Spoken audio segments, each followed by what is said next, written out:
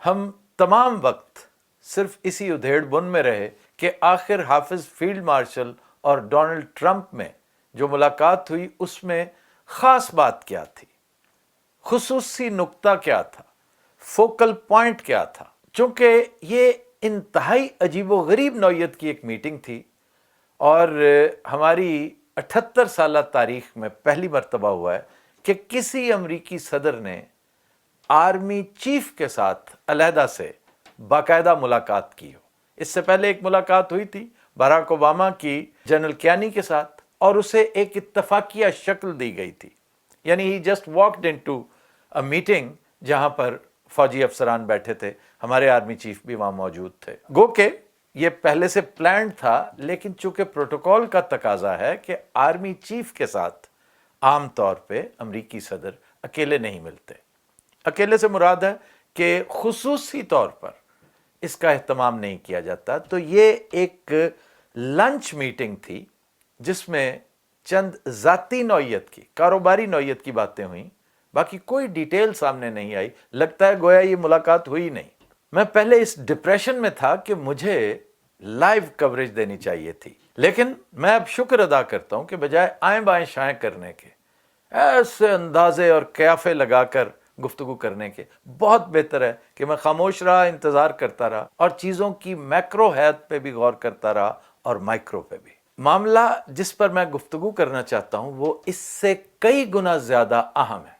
آپ یقین کیجئے جنرل عاصم منیر کی ٹرمپ کے ساتھ ملاقات یوں لگے گا جیسے پیریفری پہ ہم ڈسکس کر رہے ہیں، سائیڈ لائنز پہ ڈسکشن ہو رہی ہے۔ میں اگر ذاتی طور پہ اس کو عنوان دینا چاہوں کوئی تو وہ یہ کہ کھودا پہاڑ نکلا چوہا۔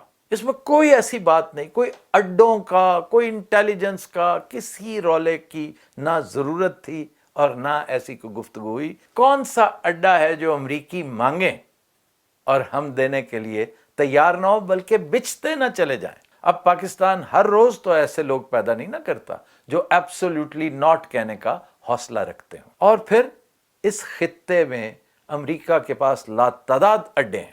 اگر اس سے پاکستانی اڈوں کی ضرورت ہو تو اس کے لیے ایک ٹیلی فون کال کافی ہے، ایک جرنیل کو بلانا اور اس کے ساتھ بیٹھ کے لنچ کرنا، گفتگو کرنا، محض اڈوں کے لیے یا کسی انٹیلیجنس شیئرنگ کے لیے۔ ایسا کبھی نہیں ہوتا، نہ ہوا ہے اور نہ یہ اس کی مثال ہے۔ اور پھر ظالم خلیل زاد کا ٹویٹ دیکھ کر تو ویسے ہی افسوس بھی ہوا، شرم بھی آئی۔ ان صاحب کو بھی اللہ نے جہاں موقع دیا، تھوڑا یا زیادہ، وہ اپنی بھرپور شاٹ ضرور کھیلتے ہیں۔ ذرا اندازہ کیجئے موصوف کیا کہتے ہیں کہ صدر ٹرمپ نے بڑی عزت افزائی کی ہے جنرل عاصم منیر کو، ٹائم دے کر، انوائٹ کر کے، کھانے پہ بلا کے۔ میں محسوس کرتا ہوں یہ بڑی حد تک آمیز بات تھی۔ چاہے وہ ہیڈ آف دا اسٹیٹ نہیں ہے، لیکن de facto head of the state پوری دنیا کو پتہ ہے وہی ہیں۔ بلکہ یہ تو عاصم منیر ہیں، اگر آپ شہباز شریف کو ذہن میں رکھیں تو محسن نقوی زیادہ ہیڈ آف دا اسٹیٹ لگتے ہیں۔ تو اس لیے چاہے جو بھی ہے، یہ فکرہ تھوڑا سا نامناسب تھا۔ اس نے اپنی پرانی کڑ نکالنی تھی جو وقتاً فوقتاً وہ نکالتا رہتا ہے۔ آگے چل کے اس نے اس سے بھی 4 ہاتھ آگے کی بات کی کہ پاکستانی جرنیل پر اعتبار نہیں کیا جا سکتا، اور بھی بے شمار باتیں اس نے کی۔ اس میں حاصل حصول کیا ہوا سوائے اس کے کہ ایک پوزیشن اسٹیبلش کرنے کے کہ جی میں for all practical purposes head of the state ہوں پاکستان کا۔ تو جنرل صاحب وہ تو آپ پہلے بھی تھے، کسی کی مجال ہے؟ آپ بلا شرکت غیر اس وقت مقتدر ہیں، مقتدر اعلیٰ ہیں۔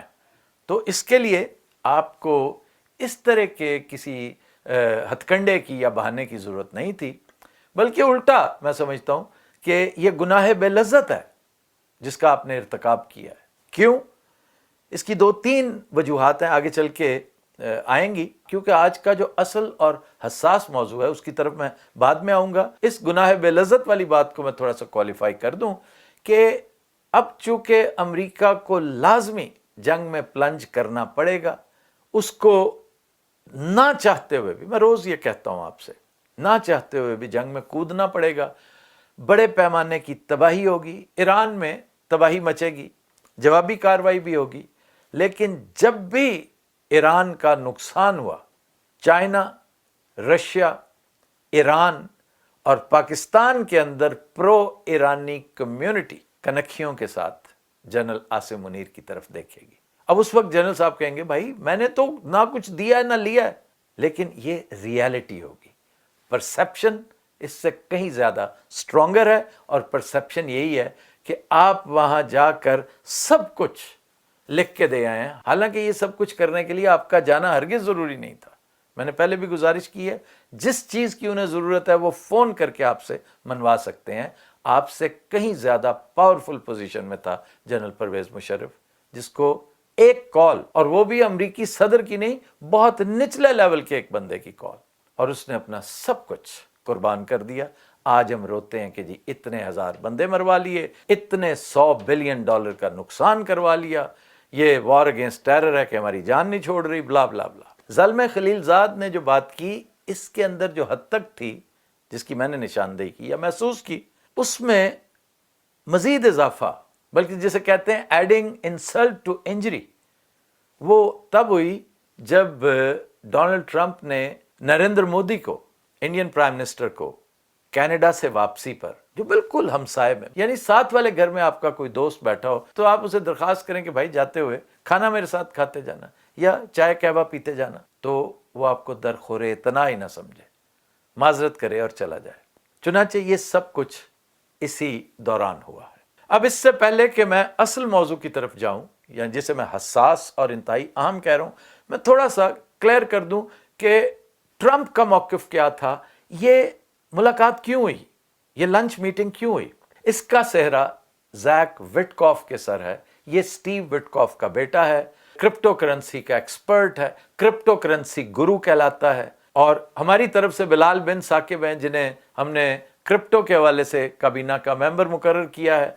वो मोहसिन नकवी, जैक विटकॉफ, ये सारे मिल मिलाकर आपस में दोस्त भी हैं, आपस में इनके ताल्लुकात हैं, और इन्होंने औखे सौखे होकर सदर को आमादा किया कि फील्ड मार्शल साहब को ये टाइम जरूर दें। In the given circumstances field marshal साहब के पास अगर कोई जीरक एडवाइजर होता, कोई सियाना बंदा होता, तो कभी मशवरा ना देता कि आपको इस तरह की मीटिंग हरगिज नहीं करनी चाहिए। आप इसका इंतजार करते हैं, आपको किस चीज की जरूरत है, कौन सी तहरीक है जो चलने जा रही है, और हालात अजीबो गरीब हैं इस वक्त। हत्ता के जो तहरीक चल रही थी वो कॉल ऑफ कर ली है खान ने, क्योंकि ये सारी चीजें बैक बर्नर पे चली जाती हैं जब जंग हो रही होती है। जंग की तरफ मैं आता हूं आगे चल के। इस हवाले से ट्रंप ने ये एक अच्छी बिजनेस मूव की है, इसको कारोबारी मूव कहा जा सकता है, कि उसे पता है कि मेरे बच्चों का ये काम है कि ये जो जैक विटकॉफ है, ये उसके बेटे के साथ मिलके क्रिप्टो के ऊपर काफी काम कर रहा है। तो पाकिस्तान में क्रिप्टो माइनिंग के हवाले से, डाटा सेंटर्स के हवाले से काफी अहदो पैमा किए गए हैं, और इसमें सबके लिए, फरीकैन के लिए काफी फायदा है। ये अलग बात कि उसकी नौबत नहीं आएगी, क्योंकि मामलात आगे जिधर जा रहे हैं उसकी नौबत नहीं आएगी। थोड़ा सा रेयर अर्थ मिनरल्स का भी तस्करा कर लूं कि इस पर भी बिल्कुल सरसरी सी एक गुफ्तगू हुई। आप यूं समझें कि पाकिस्तान ने सब कुछ भी ऑफर कर दिया हो तो इन सारी चीजों को मैच्योर होने में 10 साल लग जाते हैं। इसलिए ये सब दूर के ढोल हैं जो सुहाने होते हैं। फौरी नौयत का कोई मामला इस वक्त काबिल तवज्जो है ही नहीं।